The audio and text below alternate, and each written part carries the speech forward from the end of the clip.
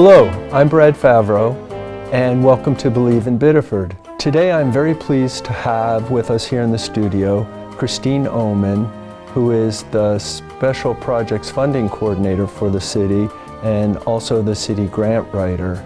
A project that Christine has been working on for perhaps 2 years now? No, since 2014. Since 2014 is procuring the funds to have the SACO River dredged. And as of this season, we are just beginning to see the dredging equipment out in the river, both the upper river and lower river. And we want to explain to our viewers the project, how it's being completed, when it will be completed, and what problems may have arose along the way or will arise in the imminent future. So, Christine, thanks so much for joining us here today. Thank you for having me.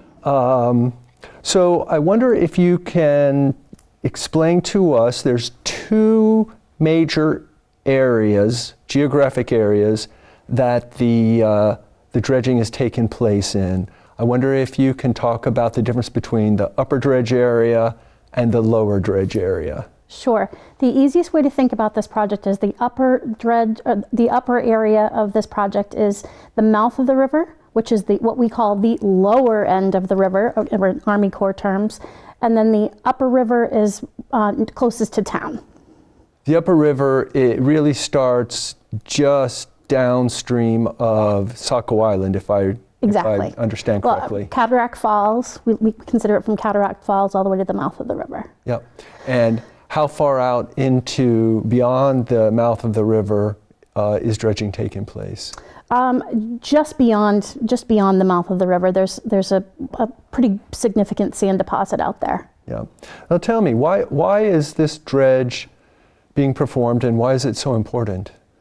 Well, we're a tidal river, and we are the last leg of the Saco River corridor.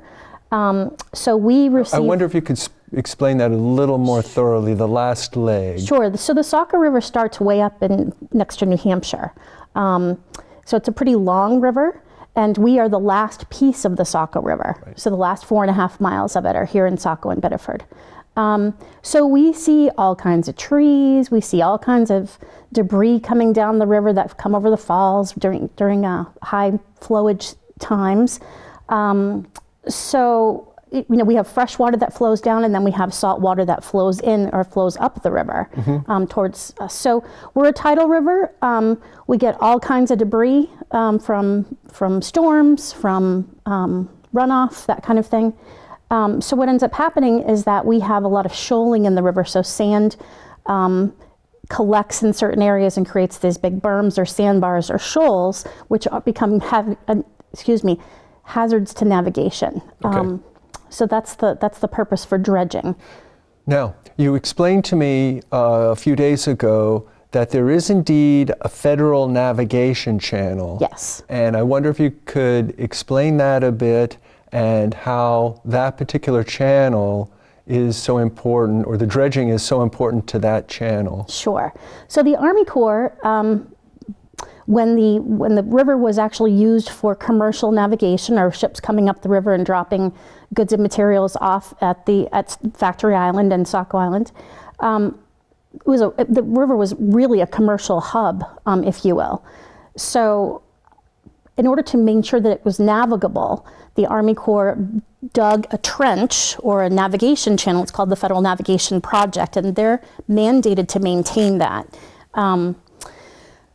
And they maintain it on a sporadic basis. We have to actually request that they come and survey it and confirm that we have problems in our river, we have shoaling, and they have to make a decision on whether to dredge it or not. Yep. The river has been dredged over the years. It started back in the 30s, and our most recent ones were in 1992 and 1993. So it was some time since the river was actually was fully dredged. Mm-hmm. In fact, since that had been fully dredged, when they took about 16,000 cubic yards of material out of there, and that wasn't nearly enough. So we had some real challenges up at the upper part of the river, which is right across from Rumry Boatyard.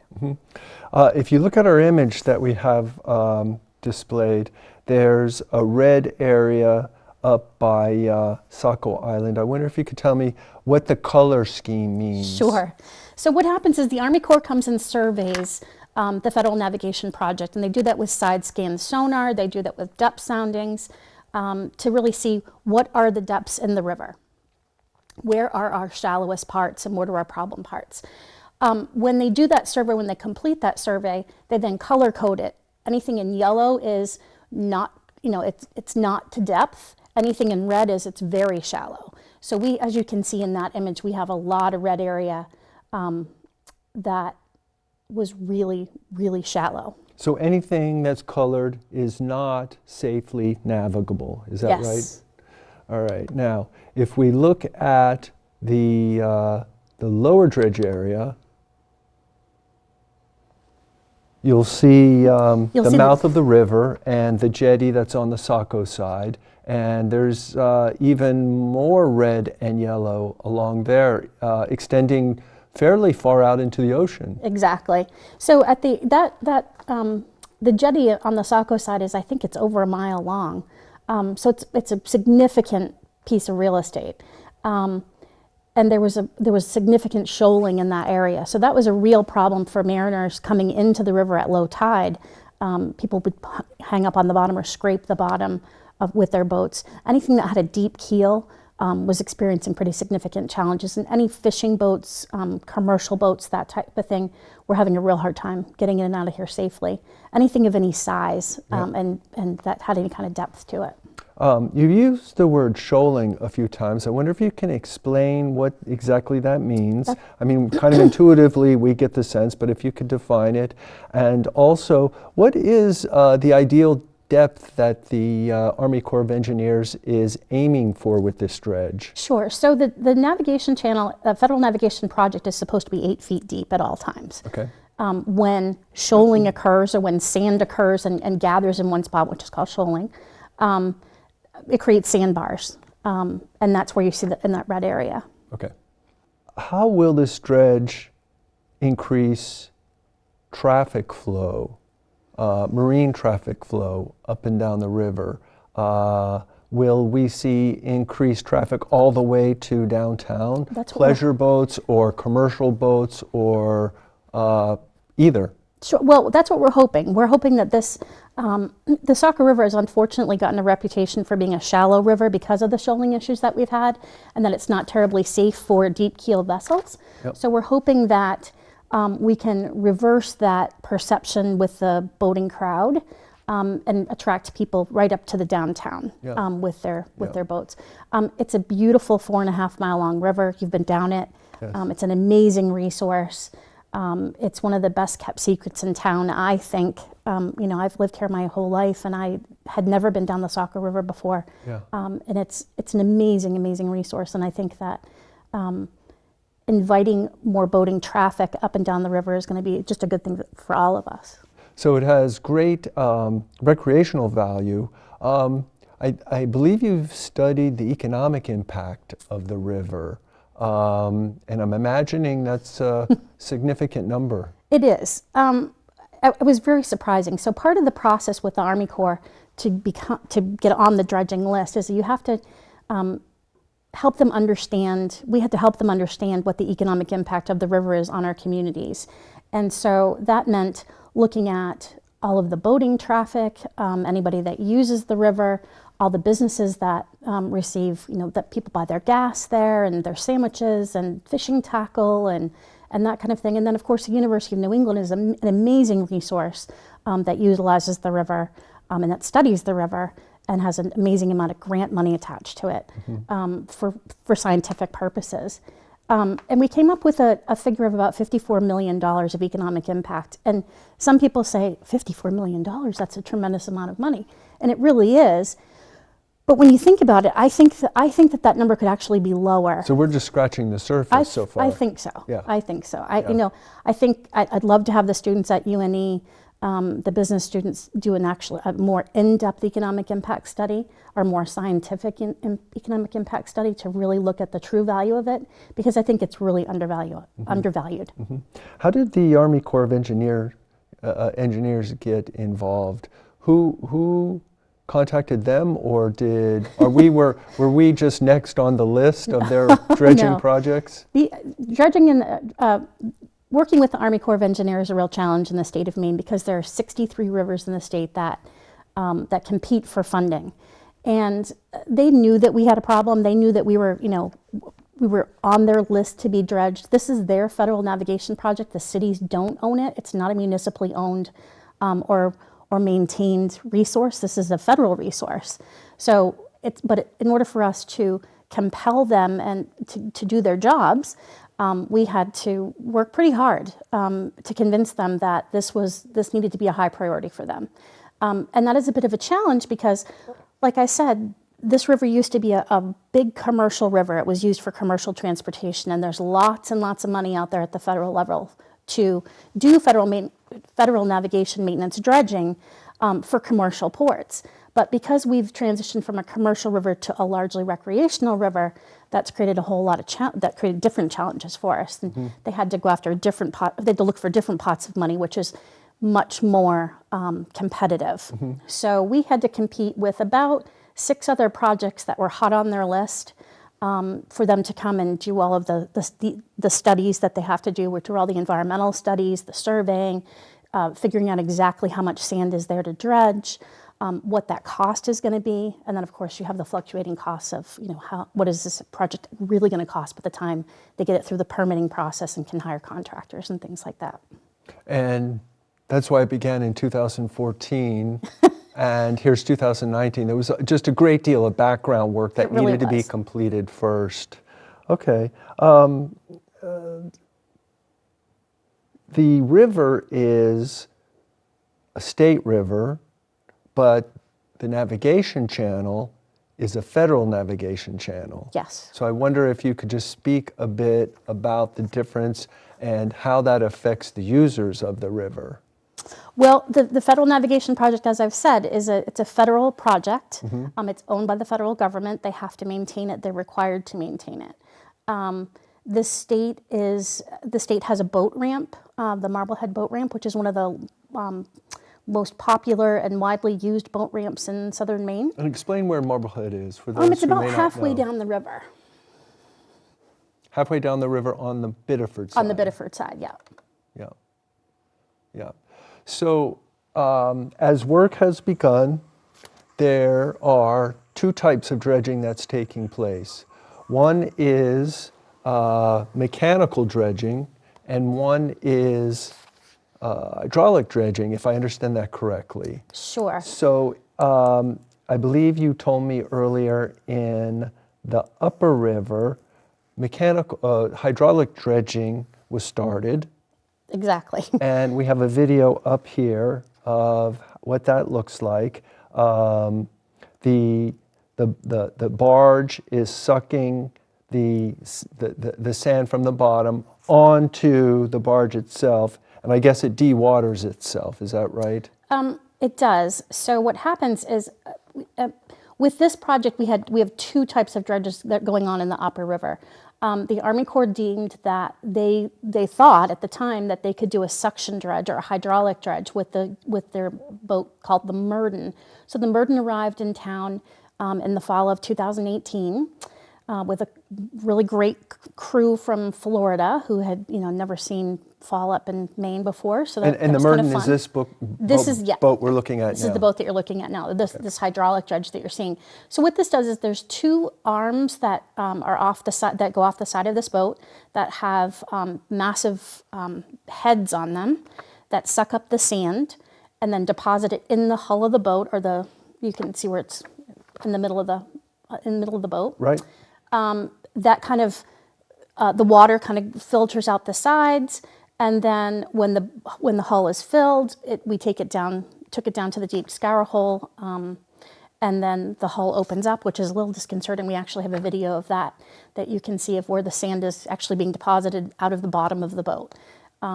How they do that is magic to me. Now, you just mentioned a term a moment ago, scour hole. Tell us what that is and why they're using that to deposit the sand that they've scraped off upriver. Sure. So this is a bit controversial as far as I'm concerned. No one was real happy about this in town, and we did make a really strong bid to have them take the sand elsewhere, take it out of the river. But the Army Corps is, of course, a federal program, and they're always bound to least cost options. Okay. So they decided to deposit it in it's about 60 feet in the deepest part of the river, and it's called what we call a deep scour hole. So it's in a narrow part of the river that's through ledge. There's a tremendous ledge around it. So it's a little canyon inside the ledge at the bottom of the river. Exactly. Okay. And they deposited the sand there and then came back and reloaded. One of the challenges with this were that because this part of the river had not been dredged in so long, or properly dredged in so long, there was a tremendous amount of debris that they kept sucking up into those heads. So it was not an easy situation for that vessel. They were getting clogged. Exactly. Basically. And so there were tremendous downtime just scraping the wood chips and little pieces of brick and sticks and twigs and things like that we didn't get in our marine debris cleanup project prior to them arriving. And then of course the ice descended, and these guys are from Florida, and they were not excited to see ice, and so they had to leave. So the dredge wasn't completed. But what's happening now is we have another set of dredging equipment here, which is called a mechanical dredge. Mm-hmm. And mechanical is just exactly that. There is a huge excavator with a big clamshell on the front of it that goes down and digs into the sand and picks up anything that's there. So if there's trees and debris and that we weren't able to get up in our marine debris cleanup project, it can work in those conditions. Mm-hmm. It just grabs whatever it gets its claws Yep. on and deposit it into the boat. Deposits onto another boat. Yep. And then they take that downstream and deposit it in the same scourge. In the scour hole. Scour hole. Sure. Yes. And then if there's one of the things that they had on that barge was an area to put large trees and limbs and things like that, or any large items that they then take to shore and put them in canisters and then deposit them at the recycling places. Now, at the lower end of the river, so we've got the upper river covered. They've used two types of dredging to take care of the upper river. Mm-hmm. On the lower river, it really only required hydraulic dredging. Exactly. This hydraulic equipment has ginormous pumps attached to it, which suck up the vessel in the front of the background is the one doing the sucking. Is that right? I think so. Yeah. I think so. So there's two vessels. There's a support vessel or a pump vessel, and then there's a head vessel. That head vessel has, I think, the suction components that suck up the sand and pump it over to Camp Ellis. Okay, and you can see in the foreground of this image, you can see the probably 8 or 10 or 12 inch. I think it's a 16-inch 16-inch pipe that comes out of the water over the jetty there at SACO, and it's being deposited on the Camp Ellis side. It is. Of the river. Which begs the question, the sand that they're dredging is going over to Camp Ellis. I've heard residents over at Hills Beach who are wondering why their beach is not being replenished with the sand that's being dredged. I wonder if you could tell us how that came to be. Sure. In the course of this project, we made a bid for half of the sand coming to Hills Beach to do a beach replenishment project at the most vulnerable properties on the beach, which are experiencing the worst phases of erosion.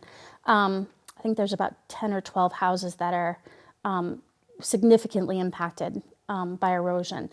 The Army Corps came, looked at the project, heard our request, but ultimately decided that the erosion that we're experiencing at Hills Beach is not nearly what's happening, or pales in comparison to what's happening at Camp Ellis, and that the highest and best use of all of the sand in the river needed to go to Camp Ellis.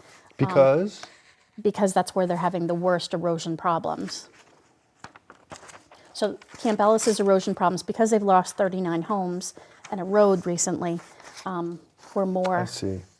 It was more beneficial to those residents. Yep. So it wasn't popular. It's not popular, but unfortunately, we didn't get a say in that. Well, all in all, when the project is completed and the Army Corps goes back to Washington or on to their next project, how much sand is being removed from the bottom of the river and deposited either in the Scour Hole or onto Camp Ellis Beach? So the upper river, or by the closest to town, had about 40,000 cubic yards of material that needed to be removed. 40,000 cubic yards.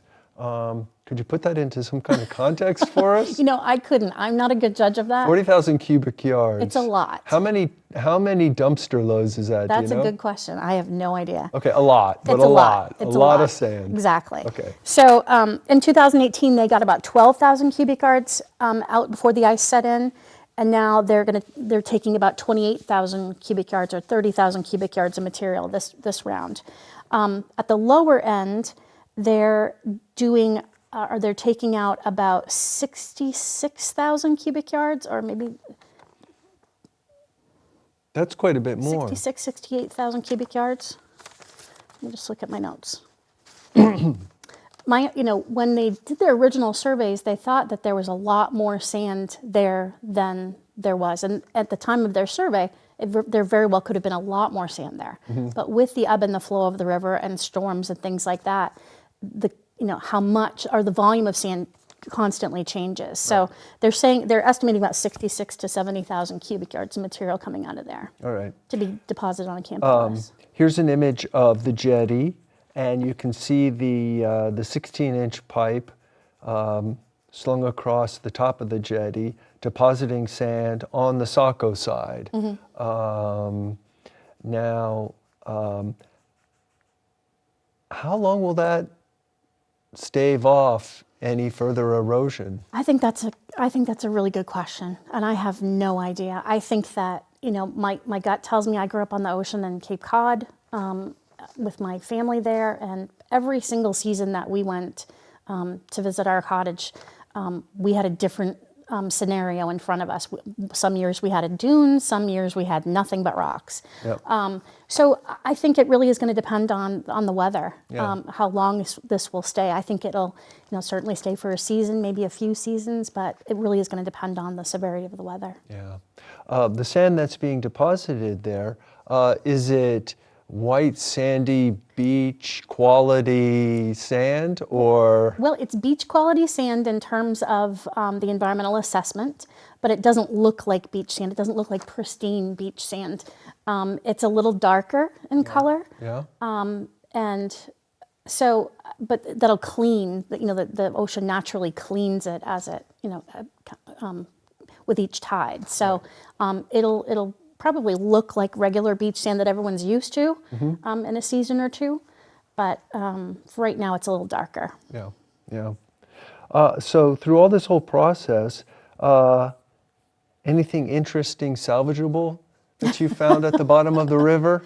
Well, whether by the clamshell, mechanical dredging, or just by your initial investigation? Well, part of the city's, our municipalities, SACO and Biddeford's responsibility to this project was to make sure that we had all of the known debris out of the river.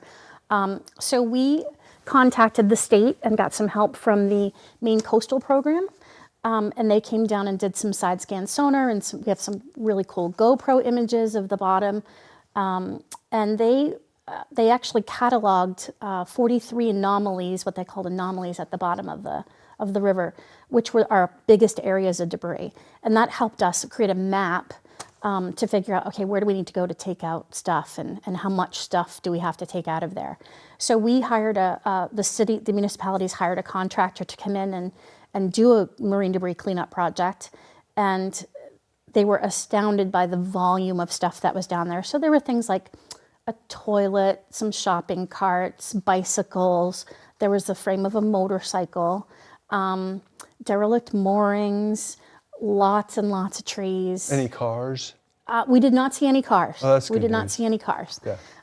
There was a piece of a dock, things like that have kind of come over the falls over the period. Right, a lot goes over those falls. It's amazing. It blew my mind. Yeah. So all that was removed? So we removed as much as we possibly could, but because, again, this hadn't been properly dredged since before the early 90s, and I think if I'm going by Army Corps information here, but in 1938 they took out 13,000 cubic yards of material, and I'm willing to bet that they didn't do a marine debris cleanup project before they did that.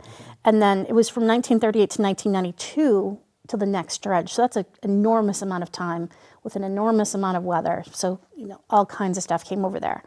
I did not find anything in the records of the city of, did we do a marine debris cleanup project then? And maybe they weren't required at the time, but we were required this time. So I have an image of... What was in the hopper?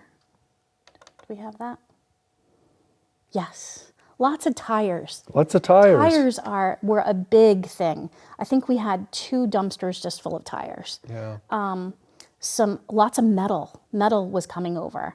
I think the thing that is the most disappointing to me, I was really hoping that we could save some of the trees and dry them out and have local artisans make things from them, but it requires a whole nother level of project management and equipment that we didn't have at the time. Right. to get to save that stuff and preserve it for our artisans. But I wish that we could have done that. That's kind of a regret of mine. So the project has been in the works since the fall. Is that right? When will it be completed? And along that timeline, since completion, from inception to completion, what are the controversies? I mean, I'm sure that neighbors down there at the pool and Camp Ellis and Hills Beach had some voice in it. Well, there were public hearings that people were invited to. There were public comment periods with their environmental assessment and their project plans and things like that. We did get that. We did announce that in the paper and invited people to comment on those plans. Again, they're not the city's plans, they're the Army Corps' plans, but it was our time when we could have a voice. And we were pretty vehement about sharing the sand, which we lost on. We were pretty vehement about making sure that this got done properly, which I think that they've done a really good job at. The Army Corps has been fantastic to work with, I have to say. Our project manager, Craig Martin, and their team in Concord is some of the best and the brightest in the business as far as I can tell. They've been really, really good about keeping us updated, keeping us informed. This has been since 2014, this has been a real labor of love. It's been a project that's been near and dear to my heart. I was told, you'll never get this done, Chris. You'll just never, ever get this done. And I'm I've thrilled. watched you for several years, holding I'm meetings. thrilled. I was so glad to see the Murden come up the river. I said to the captain, I'm ready to break a bottle of champagne on your hull. And he said, oh, please don't. I don't know that we really like that. But it's been a long time coming. It should last us a while, I hope. Well, that was my next question. With a significant dredge like this, both upper and lower river,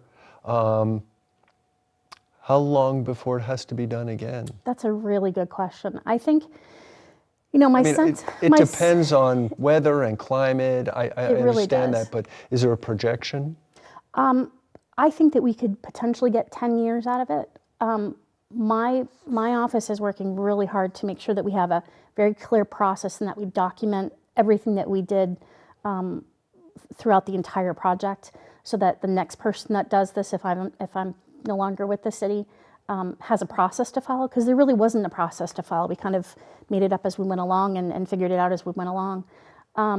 So I think that, we will probably start in 5 years requesting the Army Corps to come back and do soundings. If we notice, we have harbor masters on the SACO side in Biddeford that are on the river all the time. They're the front line. Our mariners are on the river all the time. Our boaters know where there's problems. If they flag a problem and we notice it, we're gonna request that they come back, even if they come back just to take out a berm or something like that. Right.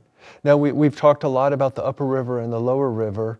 So I'm guessing that means that everything in between was pretty a proper depth. Yes. I would say yes and no. There were some high spots that they're taking out along the way, but it's a real quick hit. It didn't require, days and days of dredging. Okay. So they've hit those high spots. The Harbor Commission and the harbor masters do have some concern about, how long this will last, and we know that there are some hot spots that sand collects. They'll watch those very closely. But again, when we put the navigation cans in every spring, the water depths change tremendously. So from year to year, where's there going to be water? Where isn't there going to be water? It's always interesting. And the project will wrap up this spring? The project is due to wrap up at the end of the month, actually. So we're at the tail end of it. Of March? At the end of March. So we have a few days left. Exactly. We're taping on March 29th. So hopefully we're all done. What happens next, and what really are the benefits to the dredge for both SACO and Biddeford? Well, I think the benefits are many. And the first and foremost is that the river will be safe to navigate for boats of all sizes. That's the primary thing. What I hope happens is that we can open up traffic on the river, tremendously.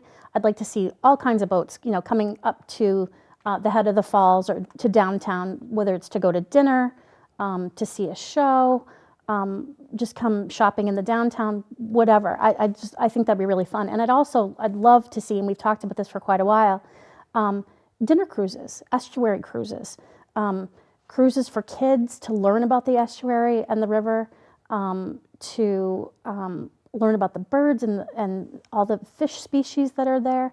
I think it's an amazing classroom for people that we haven't taken advantage of, and that people haven't had access to. So I hope that it really opens up access for everybody, from not just Biddeford and SACO, but for all of the surrounding communities.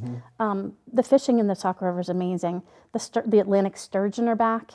When we went down the river a couple of times, we had 12 sturgeon jump at different times in the river, which was pretty amazing to see, of all different sizes. Wow. It was a little alarming because they look like dinosaurs coming out of the water, which is kind of fun, but it's just not something that you see every day. Yeah. So I'd like to see more people accessing the river. I'd like to see more economic impact generated upon the river, and I'd like to see it used as a living classroom. Mm-hmm. I think that there's a real opportunity for that. And that economic impact can really spring out of increased traffic, whether it be commercial vehicles, recreational vehicles, education purposes, fishing, whatever. Exactly. Wouldn't it be fun to see, to be able to get on a boat and go for a dinner cruise, out into Saco Bay, or to go for a whale watch, right from town. I think that would be downtown. Just a blast. Yeah. Or to have, Rumry Boatyard building their beautiful Alarian sailboats again. We've got some pretty amazing, talented people here that could be put back to work in the boat building industry. I'd love to see that. So this could really be a boon for everything along the river. I think so. This is a very good example of how local governments can work with the federal government and, in other cases, state government to really make the lives better for people here in Biddeford and small communities and larger cities across the state. So, Christine, it's been a pleasure speaking to you. You're our resident expert on so many things. Dredging is just one of them. So thank you very much. Thank you. And join us again soon for another edition of Believe in Biddeford. Thank you.